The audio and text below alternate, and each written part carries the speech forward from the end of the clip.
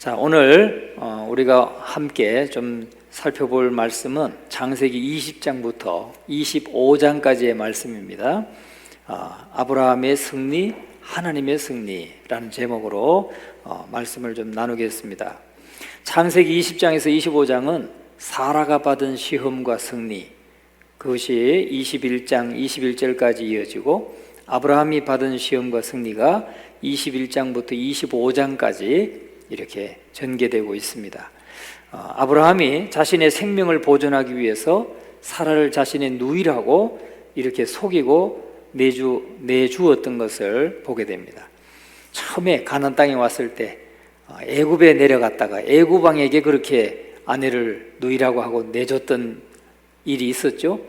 이제 25년이 지난 지금 또 그 일을 경험하고 있는 것입니다. 두 번째로 이제 이 블레셋 왕인 이 아비멜렉에게 아내를 준 사건이죠. 위대한 믿음의 사람이 아브라함도 남은 생애를 시험으로 다듬어진 것을 볼 수가 있습니다. 그러니까 한번 넘어졌던 시험, 그것은 우리가 패스하지 않으면 또다시 온다는 사실이에요. 시험은 우리에게 다 언제든지 옵니다. 그러나 시험이 왔을 때는 반드시 패스해야 돼요. 우리가 학교 시험도 그렇잖아요. 패스해야 그걸 다시 안 치죠. 그 패스하지 못하면, 과락하면 다시 시험을 쳐야 돼요. 여러분 알고 계셨죠? 그 커트라인은 60점입니다. 학교에서 통과하는 그 과락이 되는 것은 60점 이하 맞을 때 과락이 되는 거예요. 그런데 하여튼 통과해야 다시 시험을 치지 않습니다. 이렇게 위대한 믿음의 사람 아브라함도 계속해서 이렇게 시험을 받았는데, 우리가 22장에 오늘 오전 말씀에 22장을 말씀을 들었는데, 그 이전에 몇 번의 시험이 있었다고 그랬습니까? 9번의 시험이 있었다고 그랬어요. 9번. 그 아래 블레셋 사람들이 우물을 강탈한 이야기가 21장에 나오고, 또 여호와께서 이삭을 번제로 바치라고 한 명령이 22장에 나옵니다. 그래서 사라와 아브라함이 어떤 시험을 받았는지, 그리고 어떻게 승리했는지, 그것을 함께 살펴보면서 좀 은혜를 나누고자 합니다. 우리가 20장에서는 아브라함이 그랄 땅으로 내려가는 장면이죠.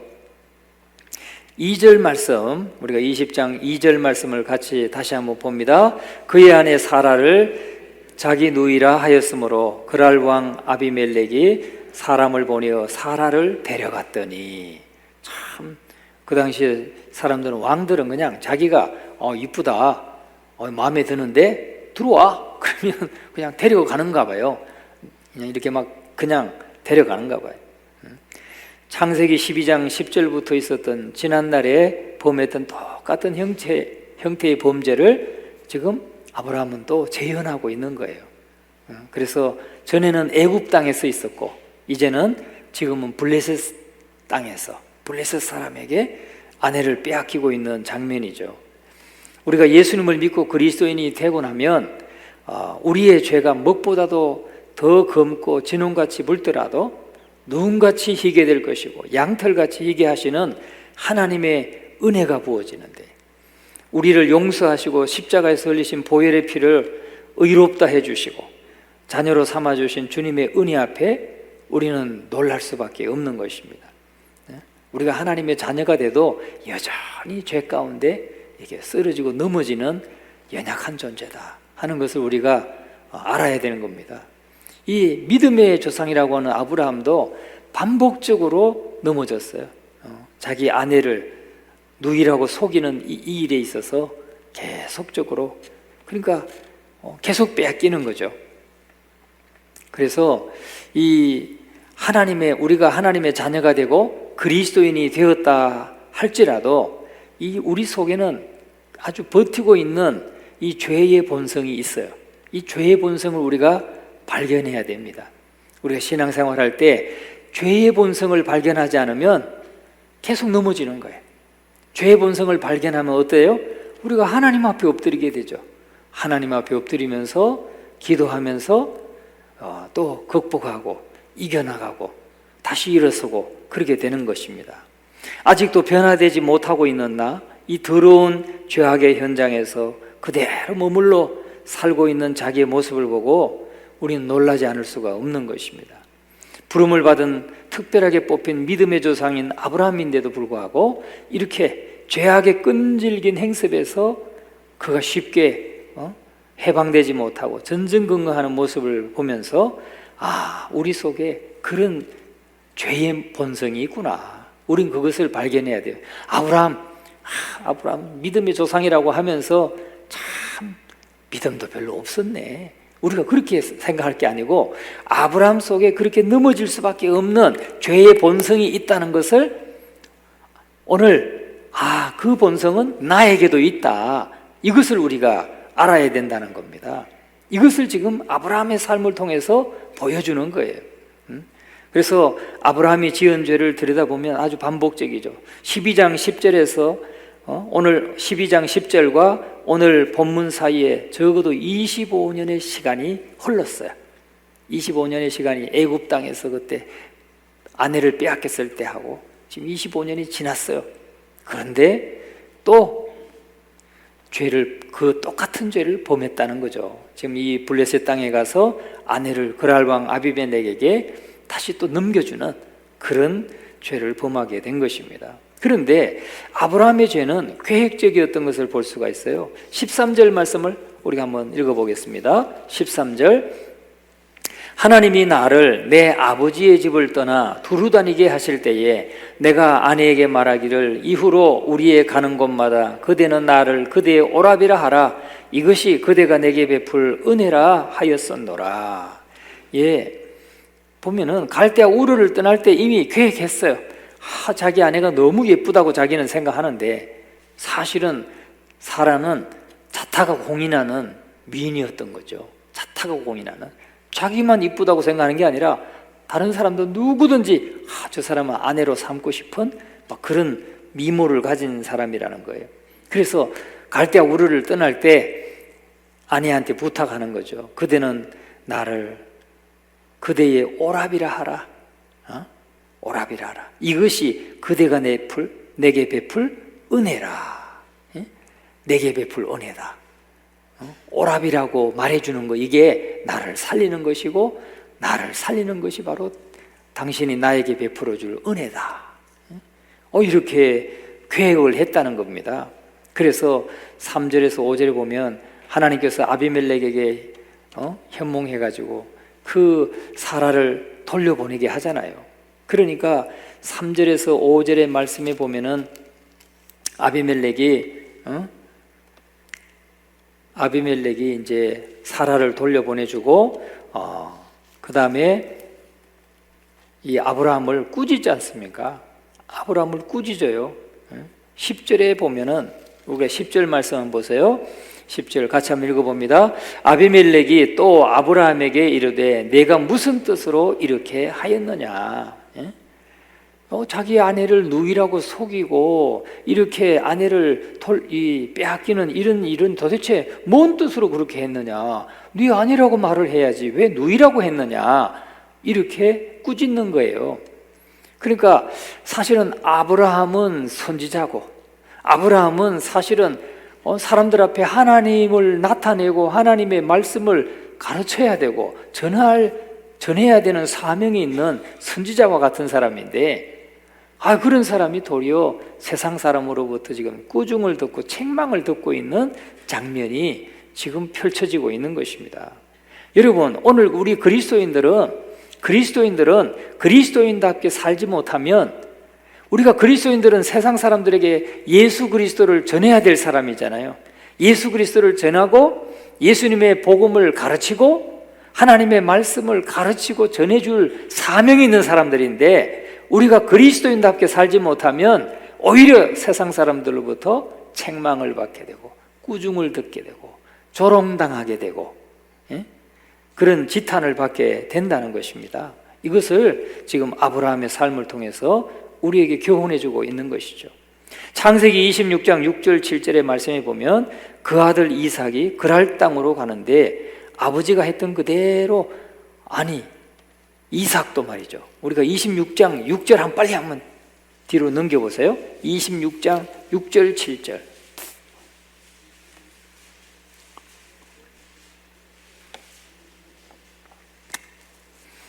26장 6절 7절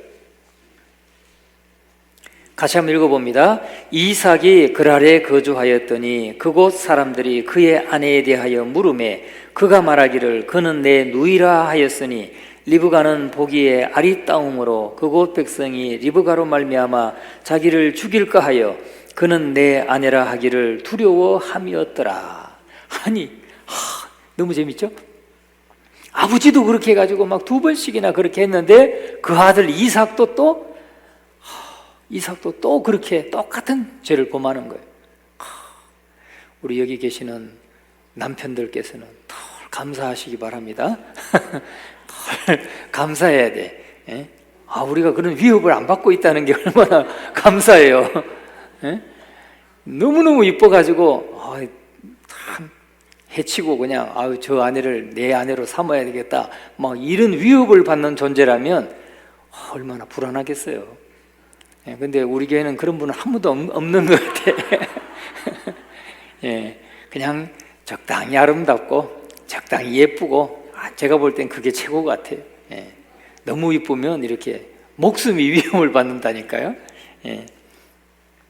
자, 우리가 누군가가 우리 삶을 주목하고 보고 있다. 지금 이 이삭도 그렇고 아브라함도 그렇고 세상은 그들을 주목했어요. 그래서 그 아내들을 너무 이쁘니까 차지하고 싶어 할 정도로 그렇게 주목했다는 거예요. 아마 오늘 우리도 마찬가지일 거예요. 어떻게 저 집은 전인에는 정말 참 어떻게 저렇게 화목하게 잘 살까? 어떻게 저 사람들은 저렇게 건실할까? 아마 여러분들의 가정을 보면서 참 부러워하는 사람들이 있을 거예요. 그럴까요? 안 그럴까요? 믿으세요. 그럴 거예요. 예? 예? 부러워하시는 분들이 있을 거예요. 야, 저 가정 참 화목하다. 저 사람들은 참 어떻게 저렇게 건실하고 열심히 일하고 술도 안 먹고 몸한 조정도 안 하고 참 훌륭하다. 부럽다. 응? 저 집 부인은 정말 참 부럽다. 뭐 이런 생각을 여러분은 모르고 있어도 다른 사람 다 그렇게 생각하고 있을 거예요. 할렐루야. 주목하고 있다는 거예요. 저와 여러분을 주목하고 있다. 이것을 잊지 마시기를 주의 이름으로 축원합니다. 자, 21장으로 넘어갑니다. 21장으로 넘어가면 18장에서 아브라함이 하나님의 사자들을 접대한 후에 사자들이 2가지를 비밀을 알려줘요. 하나는 소돔과 고모라 성이 유황불로 망할 것이라는 것을 말씀했고, 또 1년 후에 사라가 아들을 낳을 것이다 하는 것을 천사가 알려주죠. 그 예언대로 드디어 사라가 임신을 해서 아들을 낳았습니다. 100세 된 아브라함에게 아들을 주신 거예요. 약속한 지 25년 만에 그 아들을 얻은 것입니다. 오래 기다린 후에 드디어 약속이 성취되는데, 인간적으로 사라는 그 생리가 끊어졌고 아브라함은 100세나 되어서 불가능하다고 절망한 순간에 하나님의 기적이 시작됐다는 거예요. 그 하가를 통해서 이스마엘을 낳을 때 하고 다르잖아요. 지금 100세잖아요. 그 당시의 100세는 오늘날 100세와 다를 바가 없어요. 사실.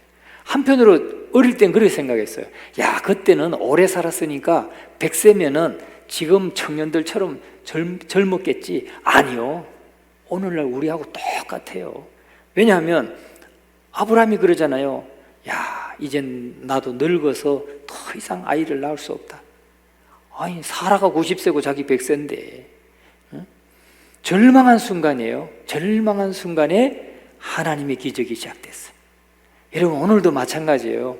오늘도 하나님의 기적은 우리가 내 힘으로는 할 수 없습니다 하고 절망하고 하나님 앞에 그 문제를 내려놓고 다 그냥 맡길 때, 그때 하나님의 역사는 일어난다는 것을 여러분 믿으시기 바랍니다. 하나님의 역사는 그렇게 시작되는 거예요. 그래서 정말 이게 낙심할 수밖에 없는 그런 막 환경, 그런 어려움에 처한다 할지라도 낙심하지 마세요. 너무나도 도저히 이 방법이 없다 생각할 때 뭐 하라고요? 두 손 들고 하나님 앞에 나가는 거예요. 하나님 앞에 나가서 맡기고 기도하면 그때 하나님의 기적은 시작된다. 여러분 이것을 믿으시기를 간절히 바랍니다. 그 아들의 이름을 이삭이라고 했어요. 이삭, 아이잭, 이삭이란 말은요 웃음이란 뜻이에요. 웃는다 이런 뜻. 웃는다. 처음에 천사가 말할 때는 그 사라의 방에서 키득키득 웃었어요. 내 아내가 웃었느니라.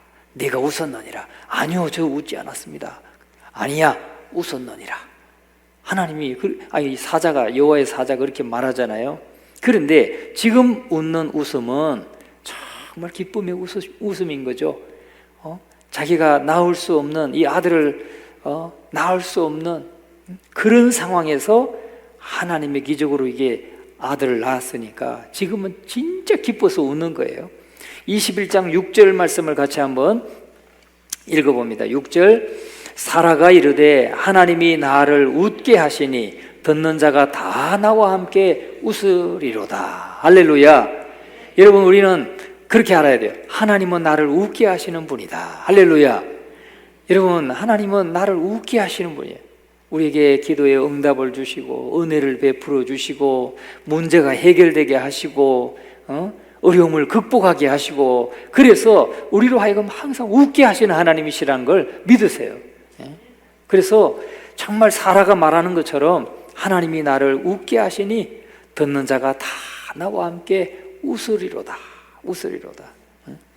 나를 통해서 모든 사람이 다 기쁨과 감사의 웃음을 웃게 되는 것입니다. 우리 성도들을 통해서 우리 이웃들이 우리를 보면서 웃게 되는 그런 은혜가 있기를 간절히 축원합니다. 지금 사라를 통해서 사라의 소식을 듣는 자들이 다 나와 함께 웃으리로다.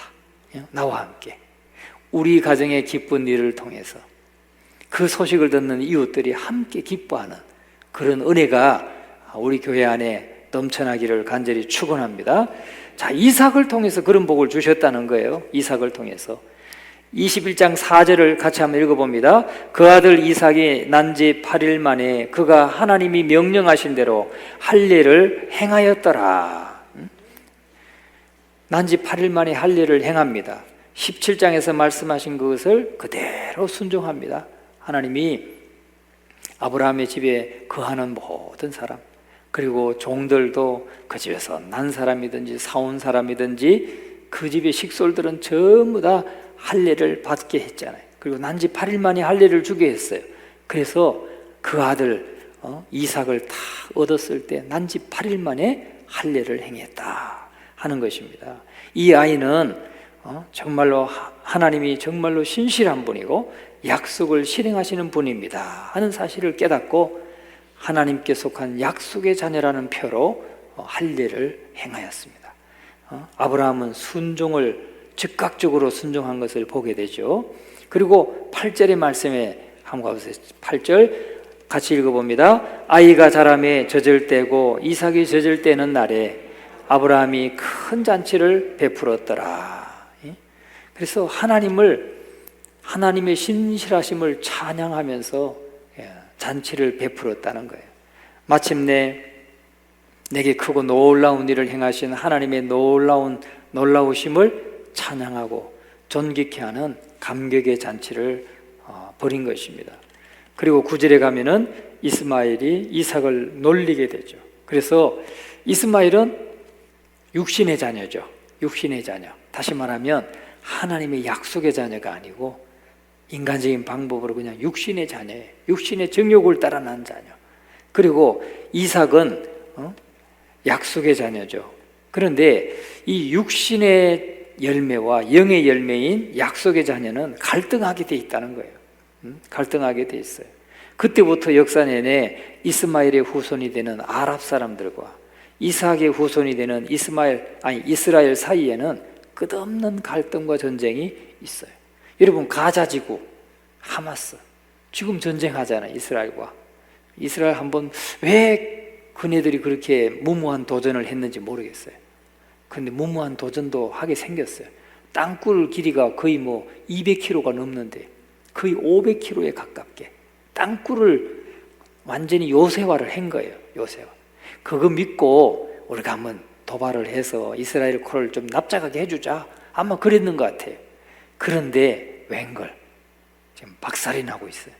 이스라엘한테. 그런데 이 이스라엘과 이스마엘의 후손, 이삭의 후손은, 이스라엘은 이삭의 후손이고 약속의 자녀인 이삭의 후손이고, 이 아랍 자손들은 다 이스마엘의 후손이에요. 이스마엘의 후손. 그래서 정말 끊임없는 갈등을 빚고 지금 전쟁을 하고 있는 것입니다. 그게 뭘 통해서? 아브라함의 불신앙, 불순종을 통해서 그 열매로서 이 육신의 열매가 결국은 영의 열매와 갈등하게 되는 것을 우리가 보고 있는 것이죠. 그래서 하나님은 사라의 권고로 아브라함은 이스마엘과 하갈을 내쫓았습니다. 갈등하고 있던 아브라함에게 하나님이 이스마엘도 복 주시겠다 하는 말씀을 통해서 그는 내보내고 있어요. 21장 22절을 한번 봅니다. 22절 같이 한번 읽어보겠습니다. 그때에 아비멜렉과 그 군대 장관 비골이 아브라함에게 말하여 이르되 내가 무슨 일을 하든지 하나님이 너와 함께 계시도다. 너와 함께 계시도다. 아비멜렉은 아브라함보다 군사도 많고 힘도 세고 경제적으로도 튼튼한 사람인데 아브라함에게 찾아와서 언약을 맺자고 요청해 와요. 왜? 하나님이 너와 함께 하시는 걸 보았다라고 말하죠. 예? 하나님이 너와 함께 하시는 걸 보았다. 그러니 우리와 조약을 맺자. 우리하고 언약을 맺자. 예? 여러분, 오늘 우리 성도들의 삶에 하나님이 우리와 함께 하시는 것을 보면 세상 사람들이 그걸 깨닫게 되면 우리를 보고 잘해주겠어요? 잘 안 해주겠어요? 잘해주죠. 우리 어떻게 하면든지 저 사람하고 좀 친해지려고, 저 사람 친해보려고 지나가다가 그냥 지나갈 수도 있는데 막 소리쳐가지고 안녕하세요 안녕하세요 인사하고 막 악수하고 가려고 하고 아마 그러지 않겠습니까? 예? 그런 거예요. 정말 이 아브라함을 하나님이 그렇게 복 주신 것을 볼 수가 있습니다. 자, 22장은 이제 우리 오늘 아침에 대략적인 말씀을 들었으니까 23장으로 넘어갑니다. 23장에 가면은 사라가 죽어요. 사라는 몇 세에 죽었냐? 127세에 죽었어요. 아구머니나 나도 127세까지 좀 살았으면 좋겠다. 여러분 그런 마음 없어요? 소원하세요. 소원하고 기도하세요. 건강하게 127세까지 나도 살다가 사라처럼 120까지 살고 죽겠다. 예? 기도하시기 바랍니다. 될 줄로 믿습니다. 예. 제가 보니까 우리 할아버님은 70대를 73세에 돌아가셨어요. 저희 할아버지. 근데 우리 아버님은 81세까지 사셨어요. 우리 어머니는 86세까지 사셨고.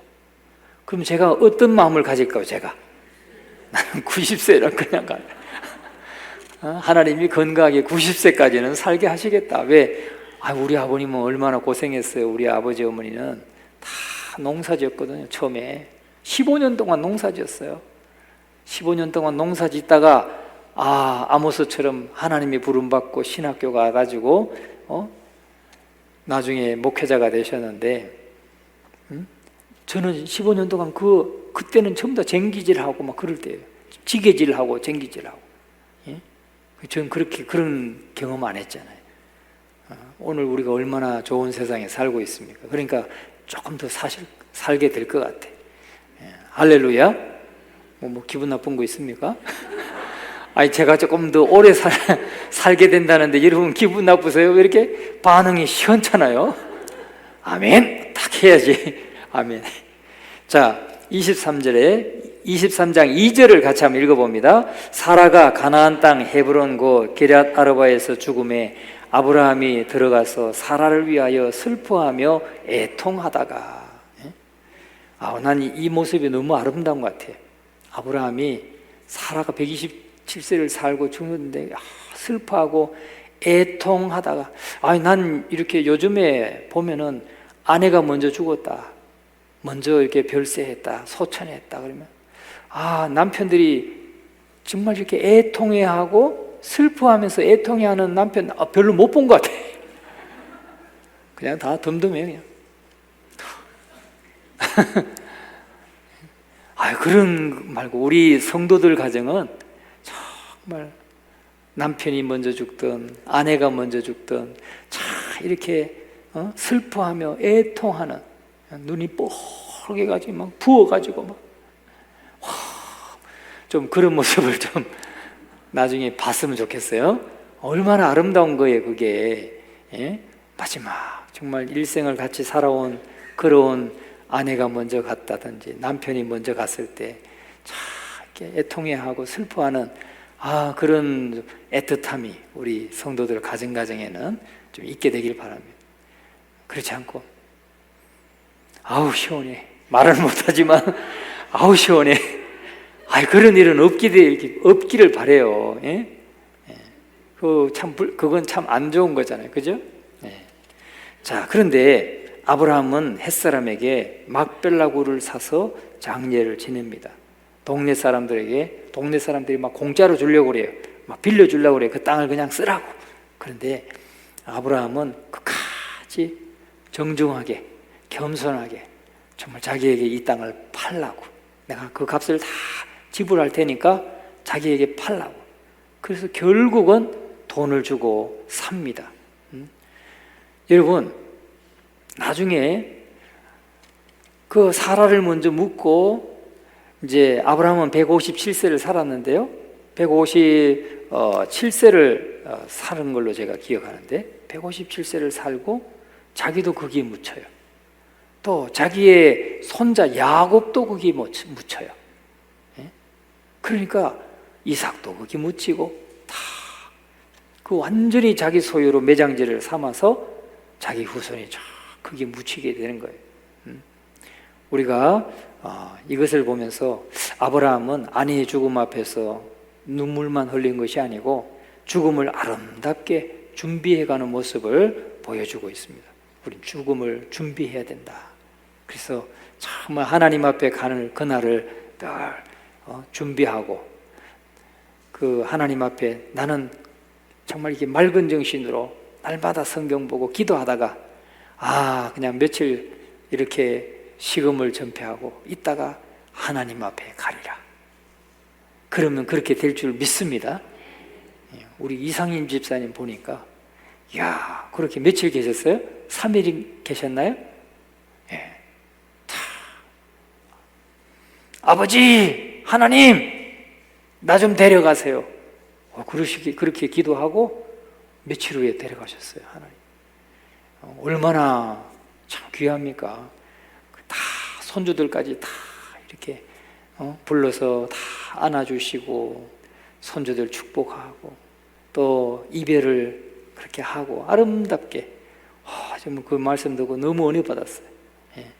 여러분, 아브라함도요 자기 장례를 준비했어요.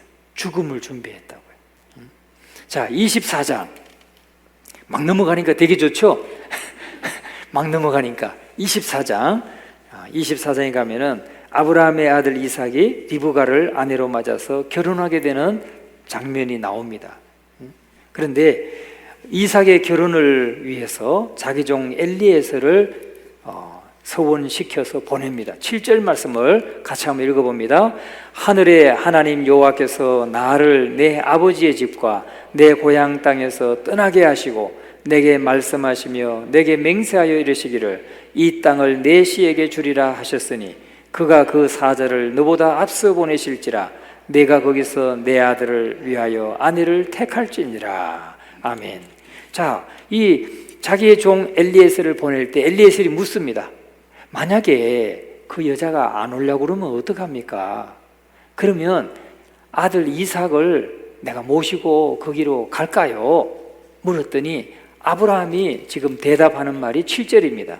하늘의 하나님 여호와께서 나를 내 아버지의 집과 내 고향 땅에서 떠나게 하시고 내게 말씀하시며 내게 맹세하여 이르시기를 이 땅을 내 씨에게 주리라 하셨으니, 그러니까 이 가나안 땅을 너와 내 씨에게 주리라고 약속하셨으니까 그 이삭을 데리고 가지 말아라. 만약에 데리고 갔다가 아내 될 사람이 너무 마음에 들어가지고 그냥 거기에 눌러 앉으면은 어떡하겠느냐. 안 된다. 이삭은 여기 두고 가서 택해 오라는 거예요. 참, 아브라함은 뭐예요? 이 땅을 하나님이 약속의 땅으로 주셨으니까 이걸 내가 잃어버리지 않겠다는 거죠. 끝끝내 자기 후손에게 이 땅을 물려주겠다고 하는 분명한 하나님의 약속을 믿음으로 받아들인 것을 볼 수가 있어요. 아브라함은 엘리에셀에게 하나님께서 너보다 앞서서 내 길을 준비하실 거라고 여호와 이레의 믿음을 나타내는 것을 보게 됩니다. 그래서 엘리에셀에게 낙타 10마리를 끌고 내려가게 하죠. 그래서 11절에서 우리가 24장 11절에서 14절까지 우리 같이 한번 읽어봅니다.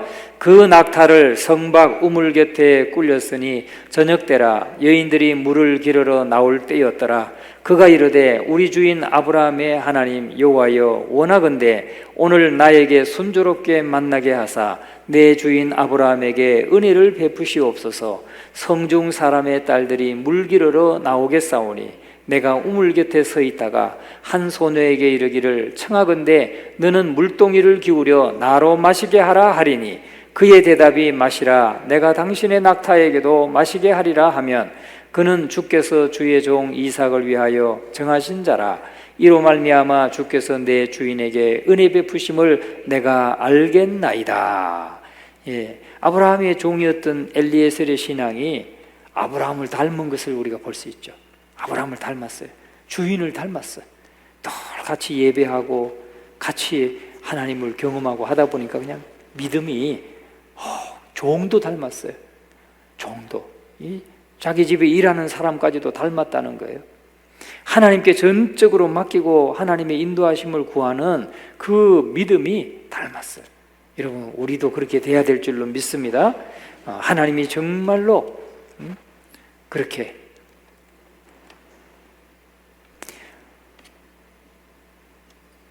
자, 그런데 전적으로 하나님께 맡기고 하나님의 인도하심을 구할 때 우리가 때로는 확인이 필요하다는 거예요. 확인이. 하나님 말씀하셨으니까 무조건 그렇게만 할 게 아니고 하나님이 말씀하셨으면 그 말씀을 믿고 믿음으로 받아들이되 이제 하나님의 말씀을 통해서 하나님이 거듭거듭 말씀하시는 것을 통해서 하나님의 말씀인지 아닌지를 우리가 확인을 해야 된다는 거죠. 확인이 필요해요. 그래서 이 엘리에셀은 그 우물가에 가서 그 성중에 가가지고 우물가에 가서 내가 이렇게 하겠습니다. 하나님, 내가 그 우물가에 가서 물을 좀 달라고 하면 나에게도 마실 물을 주고 우리 낙타들 보고 저 낙타들도 물을 좀 마시게 하겠습니다 라고 말하는 그런 소녀가 있다면 그 소녀는 하나님이 우리 주인 이삭을 위해서 예비하신 신부감으로 알겠습니다 라고 미리 기도하고 있는 거예요. 지금 그 상황이 오기 전에 미리 기도했는데 어떻게 됐다는 거예요? 그대로 지금 됐다는 거죠. 그래서 하나님이 정말로 이 여자를 거기까지 인도하셨는지를 끊임없이 묻고 있는 것을 보게 됩니다. 그런데 결국은 누굴 만나요? 그 주인 아브라함의 동생의 가문을 만나게 돼요. 동생의 가문을. 그래서 기적같이. 그래서 참 리브가를 만나게 되는 것이죠. 오늘 저와 여러분의 인생 속에서도 이런 기적, 하나님께서 먼저 가셔서 예비하시고 채우시는 그런 기적을 맛보게 되는 은혜가 있기를 주님의 이름으로 축원합니다. 그래서 정말 이 엘리에셀이 충성스럽게 사명을 잘 감당하고 있는 모습, 전적으로 하나님께 맡기고 그것을 확인하면서 하나님의 뜻을 이루는 그런 엘리에셀을 볼 수가 있습니다. 마지막 창세기 25장, 아브라함은 157세가 아니라 175세의 나이로 죽었습니다. 아브라함은 175세. 나 좀 마음이 바뀌어요. 지금 나도 175세까지 살고 싶다. 175세까지는 이 땅에서 살고 이제 영원히 주님 앞에 가서 영원히 살고. 할렐루야. 여러분, 자, 그런데 죽기 전에 이삭을 제외하고는 다 가나안 땅을 떠나서 멀리 가서 정착하도록. 그러니까 이 말은 뭔 말이냐면, 아브라함은 이삭 첫째 아들 이스마엘, 그건 육신의 자녀고, 이제 약속의 자녀는 이삭을 낳았어요. 그 다음에 아브라함이 이 아들이 둘만 있는 게 아니에요. 구두라라고 하는 여인을 통해서 또 6명의 아들이 더 있어요. 25장을 한번 보세요. 25장 1절 2절 같이 한번 읽어봅니다. 아브라함이 후처를 맞이하였으니 그의 이름은 그두라라. 그가 시므란과 욕산과 무단과 미디안과 이스박과 수아를 낳고 6명의 아들이 또 더 있는 거예요. 야, 아브라함이. 그래서 또 여기 후손들이 또 쫙 이제 미디안 사람들, 아수르 족속들, 뭐 이런 사람들이 다 이 후처를 통해서 낳은 아들들입니다. 그래서 그 아들들은 다 멀리 가게 살게 하고, 가나안 땅에서 다 멀리 나가서 살게 하고, 가나안 땅은 누구만 남게 한 거예요? 이삭만 남게 한 거예요. 자, 그래서 이 아브라함은 죽을 뿐 아니라 죽음을 정리할 줄 아는 멋진 생애를 살았던 사람이다. 그런데 아브라함의 생애를 정리해 보면 죽음을 준비했을 뿐만 아니라 그는 복을 다음 세대로 계승해 줄 아는 사람이었다는 거예요. 이삭에게로, 약속의 자녀인 이삭에게로 복을 계승해 줄 아는 사람이에요. 여러분, 오늘 저와 여러분도 우리가 받은 이 복을, 예수 그리스도 안에서 우리가 하나님의 상속자가 된 이 놀라운 복을 받았잖아요. 이 복을 자녀들, 다음 세대, 자녀들에게 물려줄 줄 아는 그런 삶을 살아야 될 줄로 믿습니다. 자기가 복 받은 것을 이삭에게 손을 얹고 기도해 주어서 복이 계승되게 하고, 이삭은 또 야곱에게 손을 얹어서 기도해서 복을 얻게 하고, 이렇게 계승되는 거예요. 하나님의 복은 계승되는 겁니다. 저는 오늘 여러분들이 죽음을 준비할 뿐만 아니라 여러분을 통해서 주신 복을 다음 때로 끊어지지 않게 믿음을 계승하시는 우리 모두가 되시기를 주님의 이름으로 축원합니다. 그래서 정말 그 아브라함의 신앙이 이삭에게로 물려지고, 또 이삭에게서 야곱에게로 물려지는 이런 놀라운 축복을 그가 이어가게 했습니다. 그래서 우리가 허물도 크고 연약하고 문제도 많지만은 여러분과 저의 생애 속에서 하나님이 개입하시고, 또 우리를 만들어서 빚어가시고, 그래서 하나님의 뜻을 이어가도록 할 수 있는 우리 모두가 될 수 있기를 주님의 이름으로 축원합니다.